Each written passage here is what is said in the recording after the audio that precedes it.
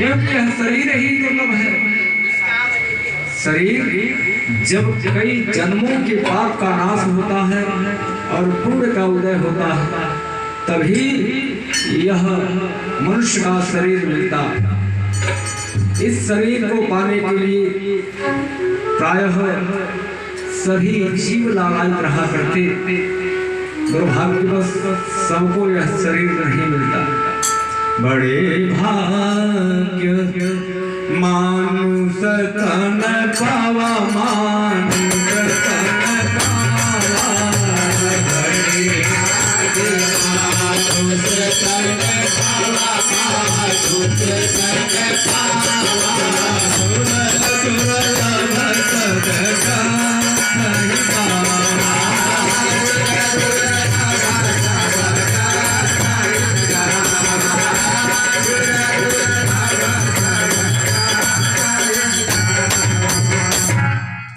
वृंदावन बिहारी लाल की जय। मेरे कहने का तात्पर्य है कि शरीर को पाने के लिए देवता भी लालायित रहा करते, अपितु दुर्भाग्यवश उनको भी शरीर नहीं मिल पाई। क्यों? मनुष्य की ही शरीर सबसे सर्वोपरि मानी जाती है।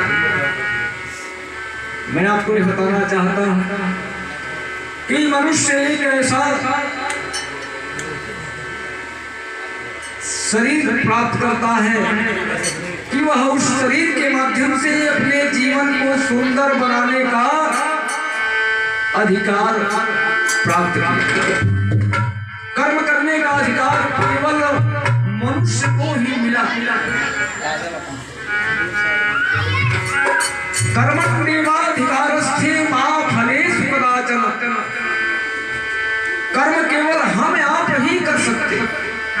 अभी तो संसार में किसी भी योनि में कोई भी जीव कर्म से विहीन हो गया, कर्म करने का अधिकार मिला है। इसलिए उस जीव को बार बार इस संसार रूपी सागर में आना और जाना पड़ता है। मनुष्य ही एक ऐसा जीव है जो कर्म करके इस संसार चक्र से आने जाने से मुक्ति पा सकता। सभी देहधारी मनुष्य के शरीर में 10 इंद्रियां होती हैं। कितनी इंद्रियां? 10 इंद्रियां, जिसमें 5 कर्म इंद्रिय और 5 ज्ञान इंद्रिय। सबको यह जानना चाहिए। कर्म इंद्रिय 2 हाथ 2 पैर 1 मुख। पैर से चल करके आप कथा श्रवण कर सकते हैं, देव दर्शन कर सकते हैं, गंगा में स्नान कर सकते हैं। हाथ से आप दान कर सकते हैं, हाथ से भोजन कर सकते हैं, हाथ से भगवान की चर्चा, भगवान का गुणगान लिख सकते हैं, मुख से भगवान का भजन कर सकते हैं, भोजन कर सकते हैं, किसी को गाली भी दे सकते हैं। यह 5 कर्म इंद्रिय है। सबके शरीर में 5 कर्म इंद्रियां निवास करती हैं। 5 ज्ञान इंद्रिय क्या है? आंख देखने का काम करेगी, बोलने का काम नहीं कर सकती।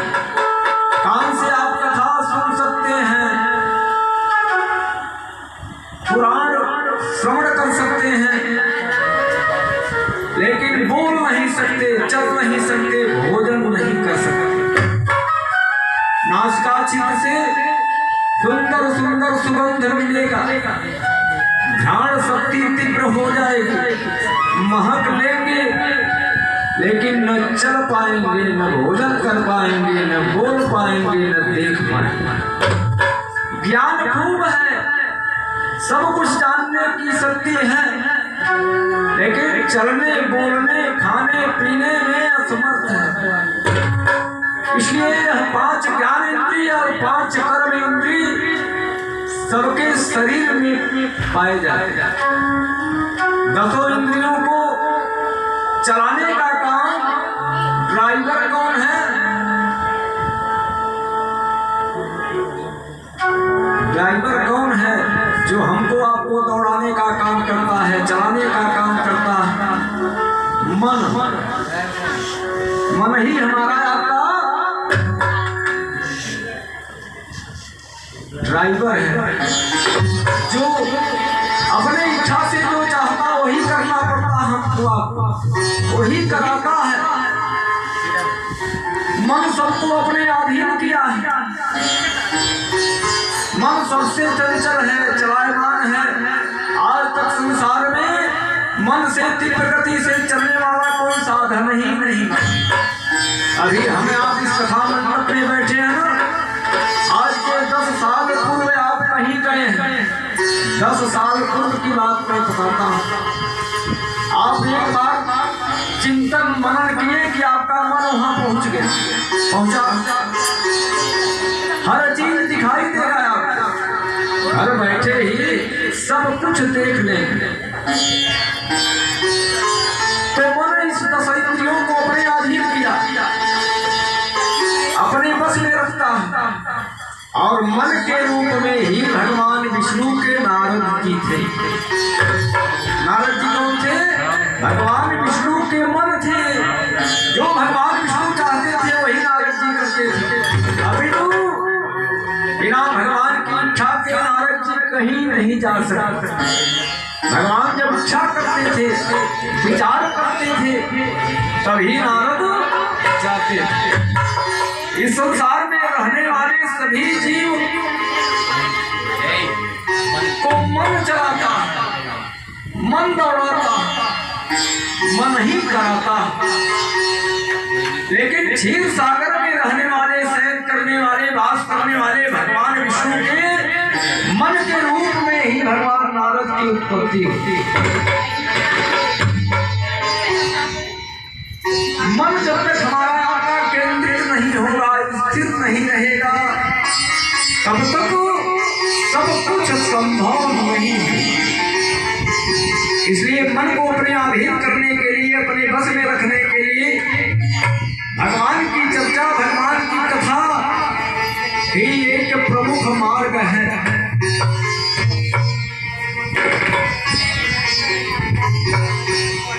मन को अपने अधीन करना है तो भगवान के सानिध्य में जाना पड़ेगा, भगवान की कथा में बैठना पड़ेगा, भगवान की चर्चा सुनना पड़ेगा, तभी मन आपके अधीन होगा। अभी तो मन बहुत चंचल है, चलायमान है। इसलिए मन को बांधना है तो भगवान का कीर्तन करना पड़ेगा। बोले श्री वृंदावन बिहारी लाल की ओ साथी है नित्य से केवल मकान तक बेटा भी हम निभाएगा, सिर्फ अग्निदान तक। इससे तो आगे भजन ही है साथी, हरि के भजन में अकेला रहेगा।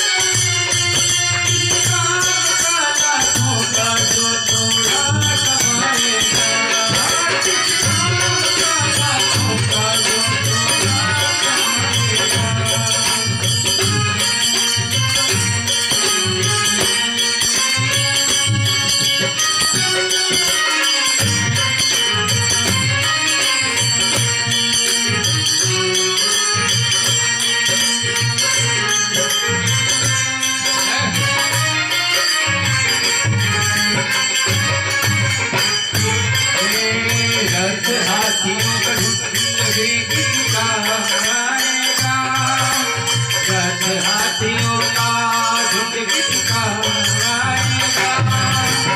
ऐसा तो यहाँ आया था वैसा आएगा, ऐसा तो यहाँ आया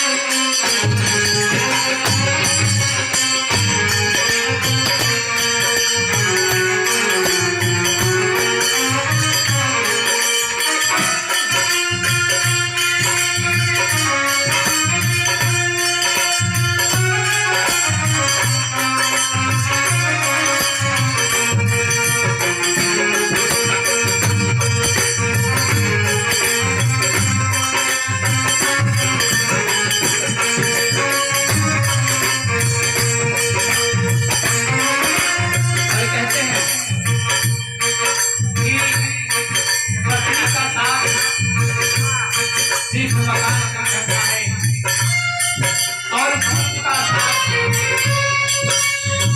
सिर्फ अपनी नाम का करता है। कहते हैं राम नाम जिस घर तो जो तुम राम नाम जिस घर तो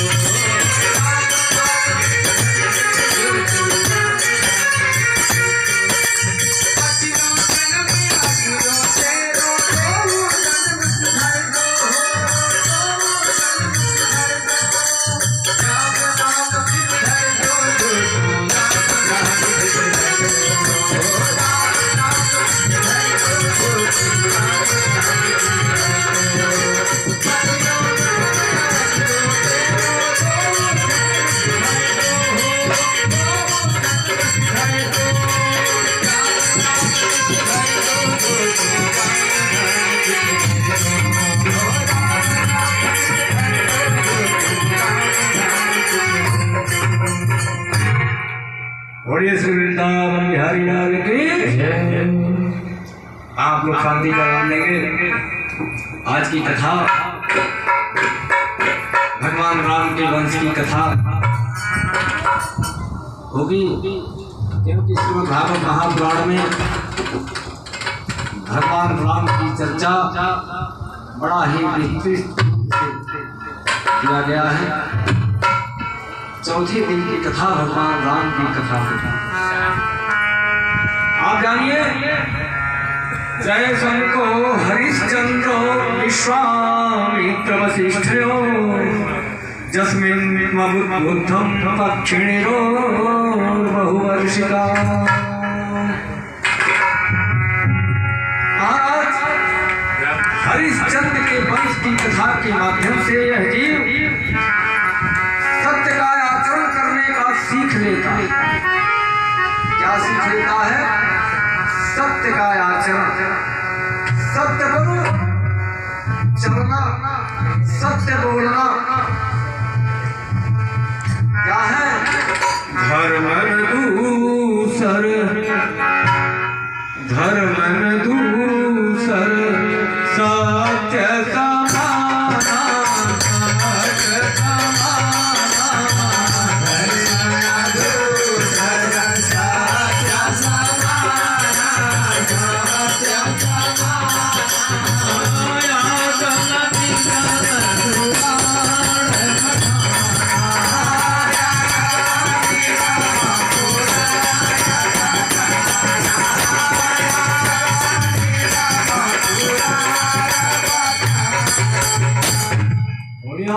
भगवान की।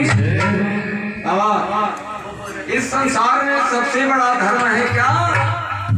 सत्य का अनुकरण करना, सत्य बोलना, सत्य पर चलना। अगर यह जीव सत्य का परिभाषा समझ लेता है, सत्य होता क्या है, सत्य बोलने से लाभ क्या होगा, उसको संसार में किसी भी जगह जाने की जरूरत नहीं। कथा यज्ञ यागाद की आवश्यकता नहीं। सत्य में वह तत्व है, सत्य में वह गुण है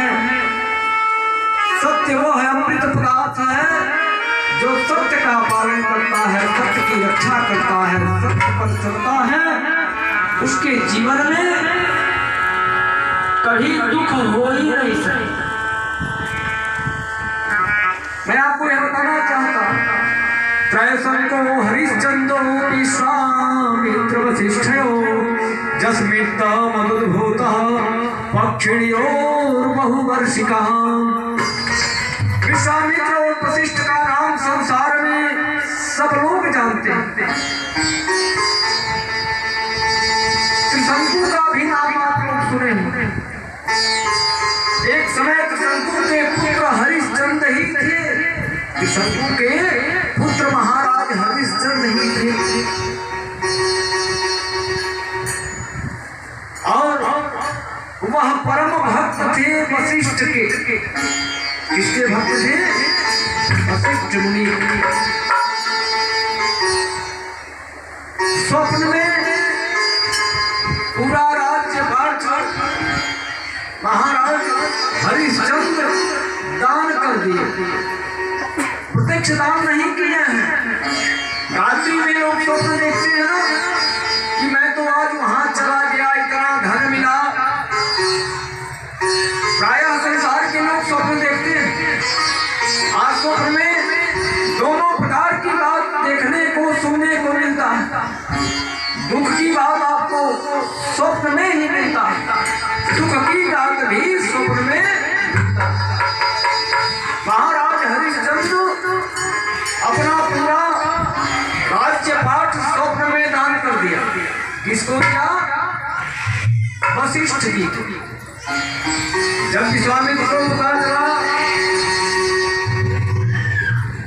कि महाराज हरिश्चंद्र अपना पूरा राज्य ही वशिष्ठ को समर्पित कर दिए, दान के दे दिए, तो विश्वामित्र जी उग्र हो गए और जाकर के वशिष्ठ जी से विवाद करते हैं, तर्क करते हैं। दोनों लोग एक दूसरे को श्राप देते हैं। क्या देते हैं? श्राप। क्योंकि वशिष्ठ जी भी सामर्थ्यवान थे, विश्वामित्र भी सामर्थ्यवान थे। श्राप देने में सक्षम थे दोनों ऋषि। कोई किसी से कम नहीं था। तप बल विप्र सदा बरियारा, सदा बरियारा, सदा बरियारा,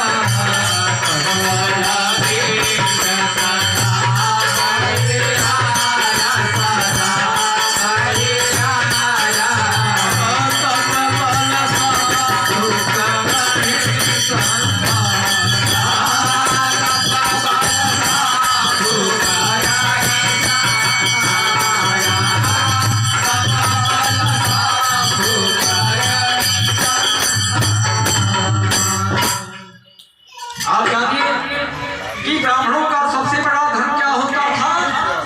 तपस्या। तपस्या के प्रभाव से, तपस्या केवल से ब्राह्मण विश्व विजयी माना गया, सर्व विजेता होता था। किसका बल था ब्राह्मणों के पास? तपस्या का बल। आज तक के प्रभाव से वशिष्ठ जी विश्वामित्र को बकुला बना देते। क्या बनाए? पक्षी जो बकुला होता है। जब विश्वामित्र जी बकुला बन गए तो वह भी वशिष्ठ जी को बकुला बना दिया।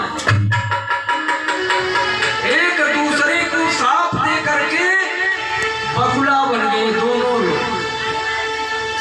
इतना दिव्य भयावह बकुला बने कि वर्षों वर्षों आकाश में लड़ते रहे। युद्ध होने लगा। दोनों बकुला के युद्ध को कोई छुड़ाने वाला नहीं, निवारण करने वाला नहीं। महाराज सबको ने देखा ये तो बड़ा ही संसार के लोग विडंबना समझ जाएंगे कि जब संत महात्मा ऋषि मुनि आपस में विवाद करते हैं, एक दूसरे को श्राप देते हैं, तो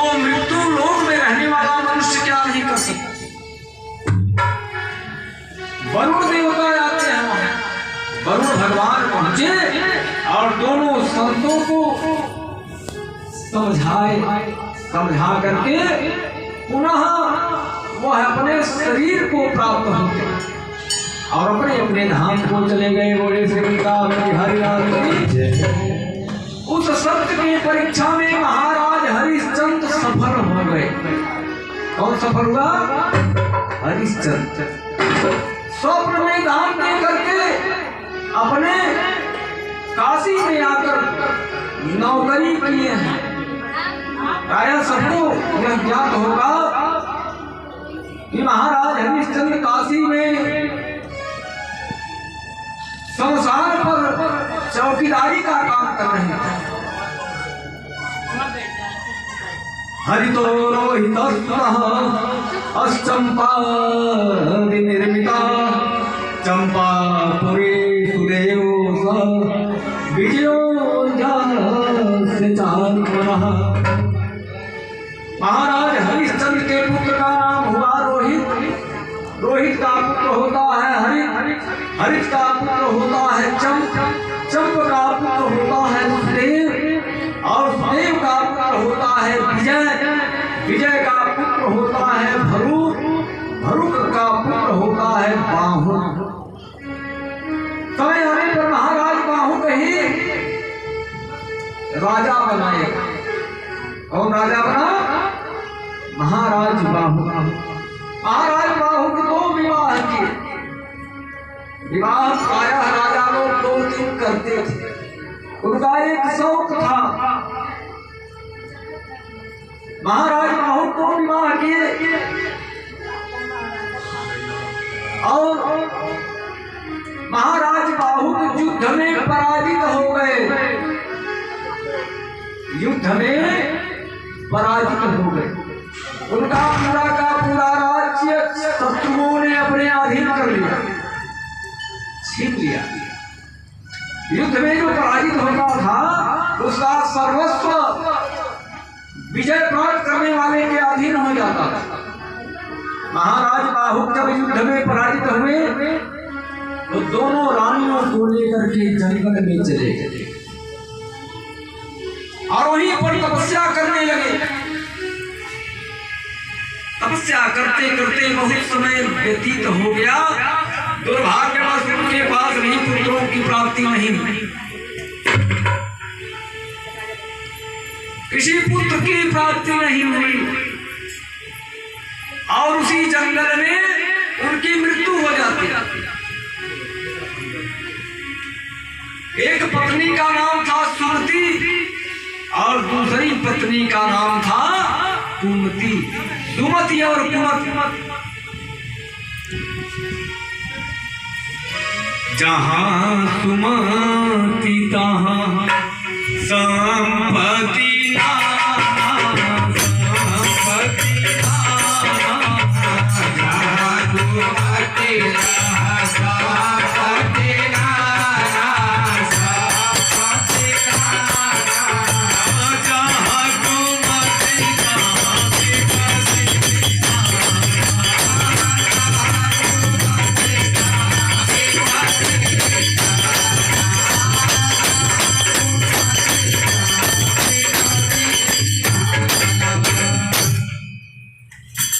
जब महाराज बाहु की मृत्यु हो गई ना तो दोनों रानियां सती होने के लिए उद्यत हो गई। सती प्रथा था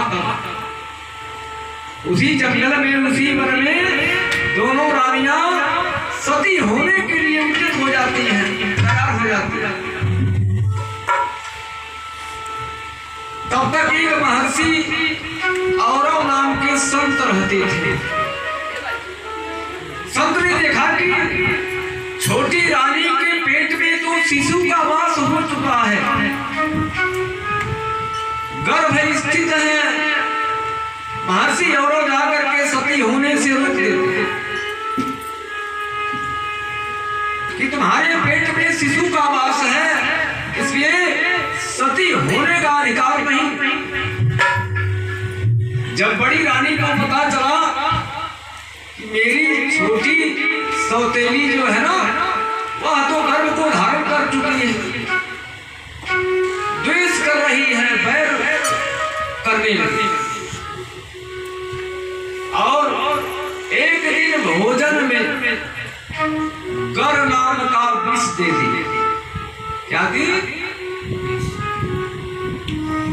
भोजन बनाई तो भोजन में साग जो है बड़ा प्रिय होता है, उसी साग में गर नाम का विष डाल दी कि खा लेगी मर जाएगी, पुत्र का जन्म होगा ही। लेकिन महर्षि जो औरत थे वो समझ गए कि बड़ी रानी छोटी रानी के सुख को देख करके बैर कर ली, इसलिए साग में गर नाम का विष दे दी। महर्षि और अपने तपस्या के प्रभाव से उस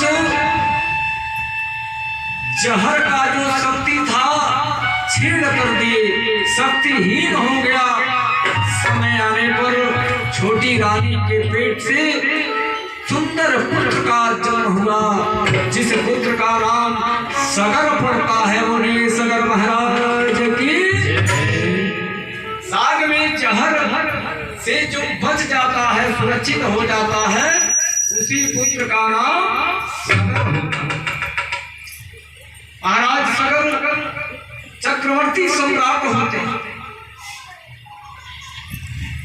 आप जानते हैं, मैंने पूर्व कथा में बताया कि राजा लोग यज्ञ आगाज करने में बड़े आतुर होते थे।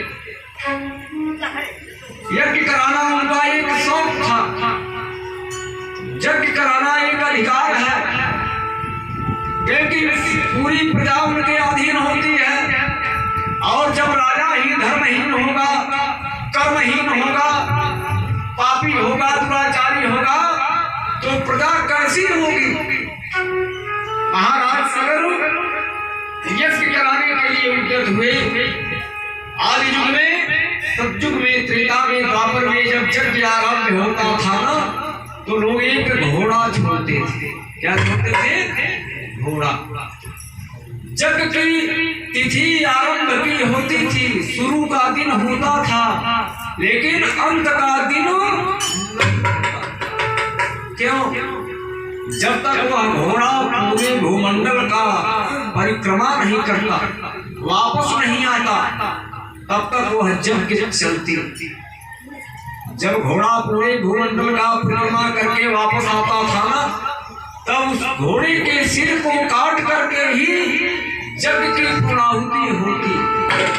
बढ़िया नीलकंठ भगवान की। लेकिन इस कलयुग में इस व्यवस्था को लोग लुप्त कर दिए। उस घोड़े के मुख के ही आकार का जो सूखा नारियल होता है ना, पूर्णाहुति में पड़ता है, अगर आप ध्यान पर दीजिएगा तो सूखे नारियल का रूप घोड़े के मुख के आकार का होता है, टेढ़ा मेढ़ा। उसके विकल्प में लोग नारियल से ही पूर्णाहुति करते हैं। महाराज सगर का घोड़ा छूटा, भगवान इंद्र भयभीत हो गए, सगर के उस यज्ञ से डर गए। महाराज सगर भी दो विवाह किए, एक रानी से 60,000 पुत्र और दूसरी रानी से अंशुमान और